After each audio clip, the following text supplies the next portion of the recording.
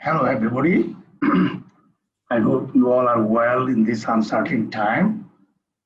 And we'll be also talking today about managing the uncertainty in relation to our pandemics. And as we all live in an uncertain time in some way or other. But I just want to go with some question today to all of you that what sort of uncertainty are you living in? And as you can see here, that I am posing three questions. A level of uncertainty, it sometimes very, always we have some uncertainty, but the degree of uncertainty is the most important one. And perhaps we are in a time when the uncertainty is in a very different form. So I have posed three questions here. Is it an uncertain time of uncertain world? And if it is, and I will be focusing on how are they really associated to the emergence of the diseases and pathogens. And I will be also posing a question, is the world prepared for this time of uncertainty? And are we really making a proper response to this or not? And these are the three questions I will be posing, but please also be aware that when we ask the question of uncertainty and pathogen, I only know that we are having a lot of jumping from animal to human, species jumping, that's what we call. And here I am posing a list of diseases and over these last few decades. And if you see that the next slide, what I can not really move it. And this is a slide that I want to show in. It's a big list here. It's more than 15 diseases. And these diseases you all know, from Ebola to Zika, and along with today's COVID-19. But the most important thing there, this is a sort of scenario of the jumping of pathogens from animal to human. And most importantly, they are jumping, most of them are jumping from wildlife to human being. And if you see the next slide, and you'll see that over the decades, this jumping, look at that, this jumping from 1980 to 2010, as time goes, these are so crowded, getting so crowded. And this is a slide only showing the viruses. And as you see, the times goes and more new pathogens are appearing, and they are all jumping from one species to another. And if you go to the next slide, then you'll see that, with this one, what sort of uncertainty we are facing here. With this thing, if you see this, the circle here, you'll see that, this is the highest number of pandemics potential time we are passing through compared to the centuries and in the past. We had always some pandemics, but this is a very unusual time. Now, if you go to the next slide, please, then you'll see it is not only the pandemic. If you want to feed our people, and this is one slide showing that we need to feed 2 billion people by next 15 to 20 years. This is associated with the food production, and this is the land that we have in the planet, and we have to produce these things. And I remember one of our Director General of FAO made a comment that over the next 50 years, we have to produce food combinedly what we produced over the next 10,000 years. So next slide, please. And if you see the next one, then you will see that, it is not only the production that we are really producing to feed our people and the population growth, and also we're losing our biodiversity. And as you'll see the next, this biodiversity hotspot, lost biodiversity hotspots are located geographically like that. If you move to the next slide, then you'll see that a lot of things are happening in the world, and one of these things is the population and people movement, and also the carbon dioxide, and also the water scarcity. All these things are happening during this time.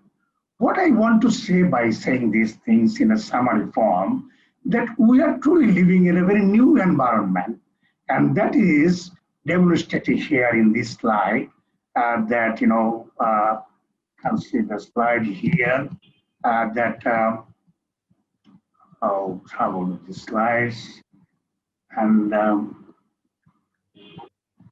if you see the demographic change, technology, globalization, social cultural changes, and all together, this is happening in the context of emergence of the diseases and also the human ecosystems and our human ecology and our normal ecosystem. They are changing so much with the urbanizations, land uses, farming intensification, deforestation, and with all these things.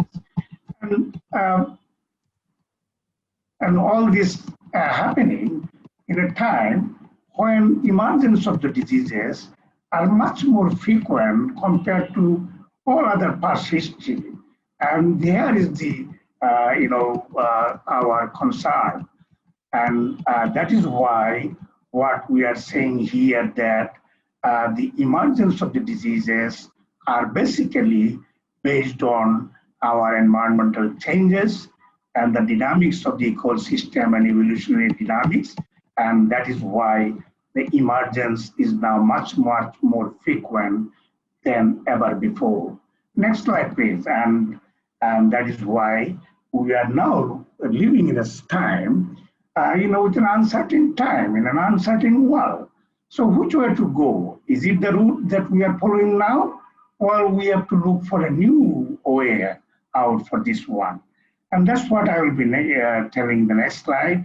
And if you see our next slide, then you will see that, whenever we talk about the diseases, we always see that how they are coming up, and we always respond to our situation whenever diseases appear as a sort of emergency response.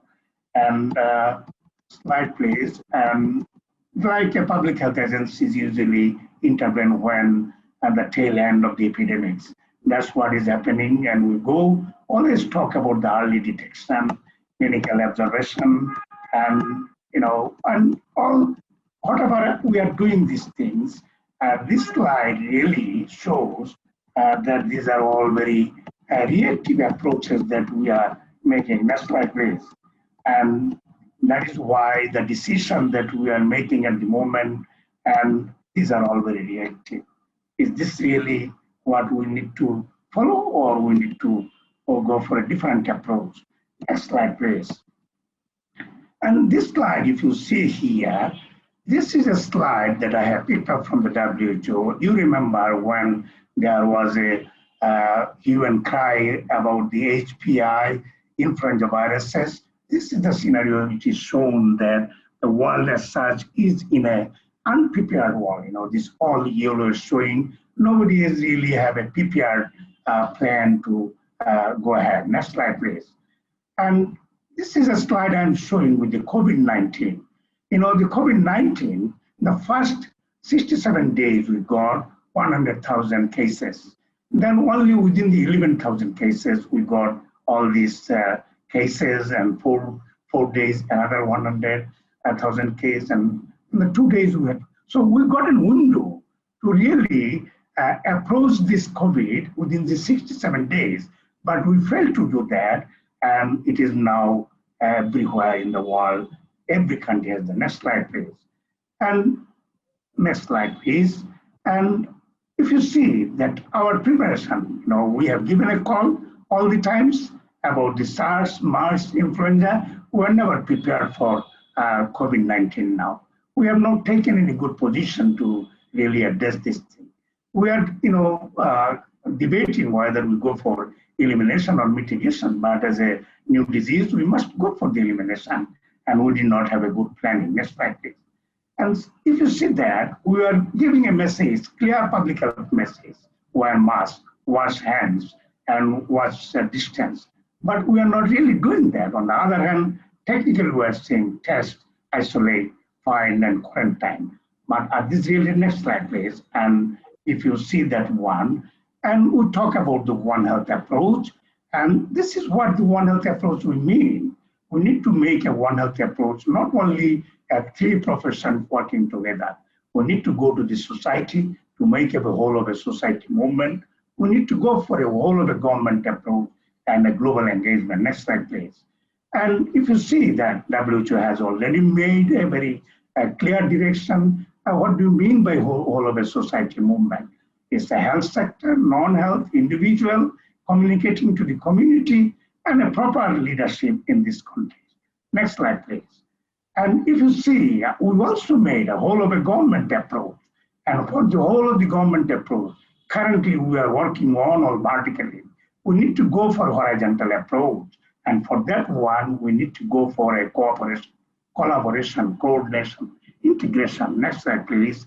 And if you see that there are already initiatives globally, but I don't know, this joint external evaluation, those who are doing very well, are they really doing very well under the context of COVID-19? No, this is what we are saying. So something wrong, even when there is a proper joint evaluation demonstration, in resource poor country, they are not showing very well in these results. Next slide, please. And we have already tripartite. And next slide, please. And when you go for the nitrite, we also need to include the environmental program. That is also a bit of effective approach. Next slide, please. And altogether, we are now also in a world whereby we need to collaborate for the SDG. And with this COVID-19, we are really, really in a very uncertain time with the SDG achievement by 2013. Next slide, please. And if you see, there is a big gap between the scientific community and the policymakers. And this is a cycle where I want to tell that, a sort of strong interaction between the scientific community and the policymakers got to be there. Otherwise, this sort of uncertainties will always remain. It is unprecedented this time what we have seen globally, that the difference between the scientific community approach and convincing the policymakers are, not very easy, and sometimes it is almost impossible. Next slide, please. And now I want to go to the concluding remark. Whatever I showed to you over these few slides, this pandemic is basically a result of the human beings' activities, and it has happened because of a lot of, natural climate deforestation, agriculture intensification, all other causes. So we have also shown that human people, people when travel, germ travel. When germ travel, pandemic become possible, and a lot of unexpected things happen. So what we want to see that public health and civil organizations must go together in a way that we can work together. And that is what we need to say. We must all hang together, otherwise we will hang separately. And that's why I say that this is a wake-up call to look for a new world, and that world got to be a total transformation in the health service as well as in many other ways. And I would like to conclude with the next slide. A peripheral country like Bangladesh, and our father of the nation, he said these things long time ago in 1974, and UN General Assembly. Let us work together. Let us together create a world that can eradicate poverty, hunger, war, and human suffering, and achieve a global peace and security for the well-being of humanity. I think he said it a long time ago, and I think much more pertinent for our today's uncertainty. Let's work together. Thank you very much.